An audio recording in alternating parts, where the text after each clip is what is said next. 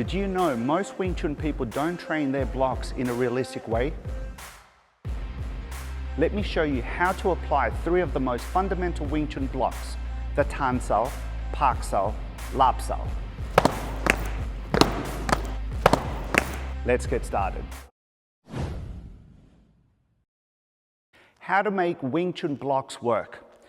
Most Wing Chun people, when they practice their blocking techniques, unfortunately, they practice in a non-realistic way.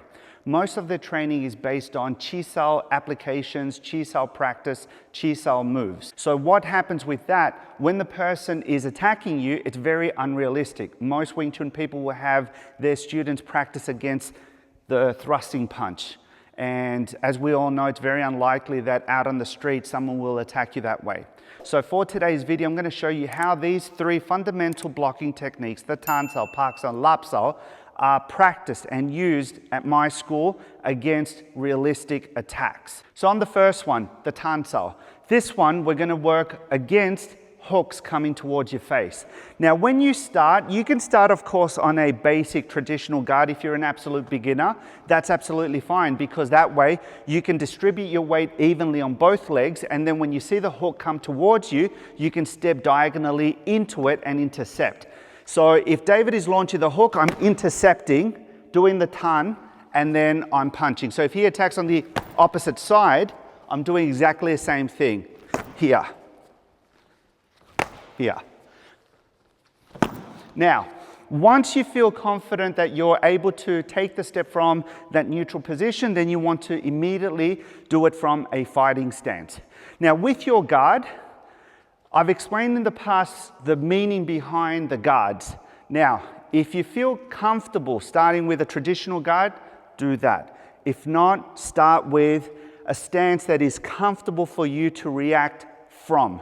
So let's say if I've got my hands closer to my chest, but I've got the elbows tucked in and I've got my hands pretty much on my center, then I can react from this position. So when he comes with the hook, I can move in.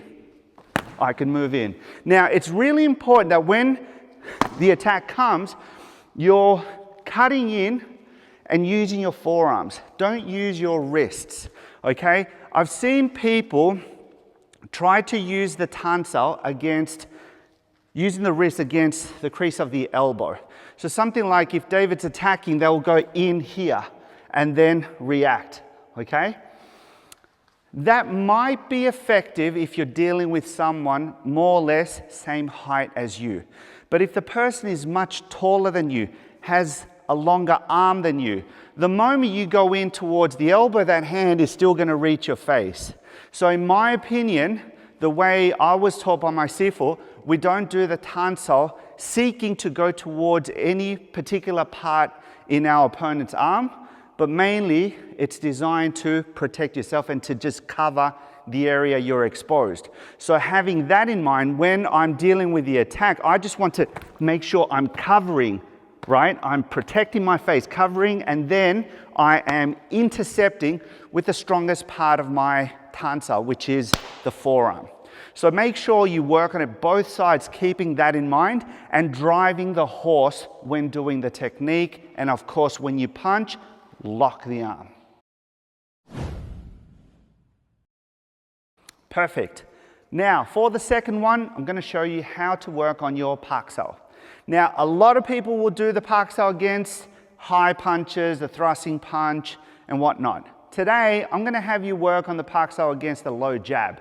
So if I'm standing here and David's attacking with a low jab, it comes in and then out, right? So a really good way to stop that attack is with Pak Sao, and then hit back. So then if I am on a square stance, he comes in and then I go. He comes in and then I go. I'm able to do the Pak and then fully extend my arm for me to have the opportunity to reach the target. So from here I go boom.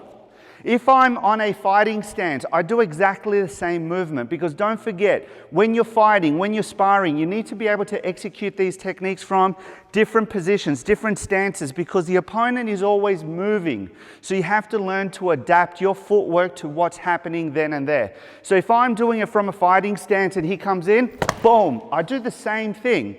Now, if the person already had in mind the low and then to come up high with a hook, then add the tansal towards the hook. So when he comes in, you just go boom, boom, and then you step in. So you go low, boom, boom, and then you follow up with the tan. Don't forget, on the opposite side, you do exactly the same thing. Let's do it slowly. Come left, 1, and then 2, right? 1, and then 2. Simple and effective. That's how I like to keep the techniques. That's what Wing Chun is all about. Simplicity and effectiveness. Awesome. Third technique, Lapsal. Now for the Lapsal, in my opinion, the best way to apply the Lapsal is on the second move.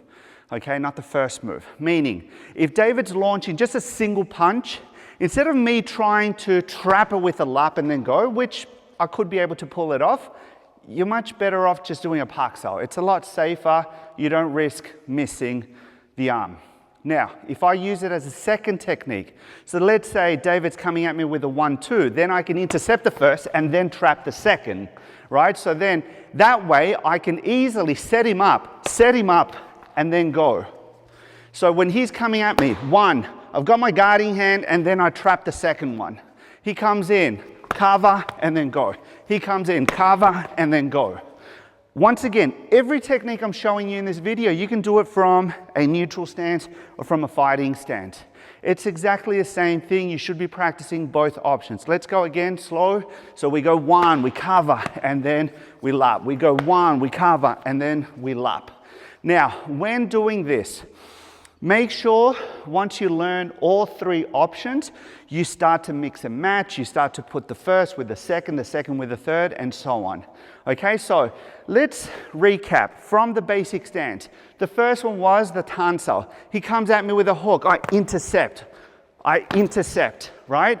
From a fighting stance, he comes with a hook. I intercept, and look at this. Do you see that, how I'm opening? On the first one, I was just stepping in with my rear leg. On the second one, I'm just pushing my stance, right? On the second one, we've got Pak Sao. Pak Sao, he's coming in low. I go boom, boom, then I can follow up. I go boom, boom, then I can follow up. One more time, and we go boom, boom. Now, for the last one, this one, the Lap Sao, you want to set up, turn, and then follow up. Set up, turn, and then follow up. From a fighting stance, 1 and 2. From a fighting stance, 1 and 2. Guys, this is how you apply fundamental Wing Chun blocking techniques. So guys, if you haven't watched my previous video, I'll post a card up here. Check it out. It's part of a 3-video series on the 3 best Wing Chun techniques for self-defense. And also, don't forget, go to my online university and grab my free Applied Wing Chun introductory course. So that way you can check it out, take your techniques to the next level. Thanks so much, guys. I'll see you in the next one.